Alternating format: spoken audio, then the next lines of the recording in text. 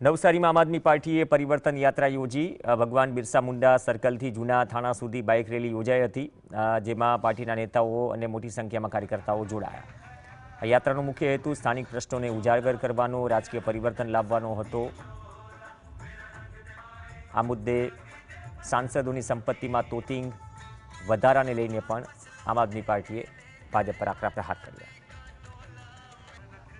આજે પ્રજાને સારા રોડ રસ્તા નથી મળતા, પ્રજાને એટલી હદે અત્યારે દવાખાનામાં તકલીફ પડી રહી છે, સારી હોસ્પિટલો નથી, સારા સ્કૂલો નથી.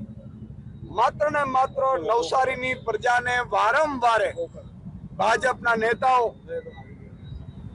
કોઈના કોઈ રીતે ભરમાવાઈ અને મત લઈ જાય છે. આ વખતે આમ આદમી પાર્ટી એક મજબૂત વિકલ્પ તરીકે આવી છે. આજે અમે લોકોની વચ્ચે રહેવાના છીએ, વચ્ચે જવાના છીએ, લોકોને કહેવાના છીએ.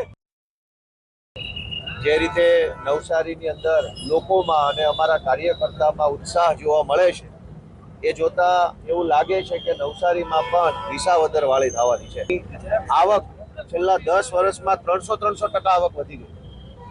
બીજેપીના લોકોએ વાયદો તો એવો કર્યો હતો કે ખેડૂતોની આવક વધશે, ગરીબો સક્ષમ બનશે, મહેનત કરતા માણસોની આવક વચ્ચે આવો વાયદો કરી અને સરકારમાં આવ્યા પછી વાસ્તવિકતા એ છે કે ગરીબ માણસ વધુ ગરીબ બન્યો અને બીજેપીના સાંસદો માલામાલ બન્યા.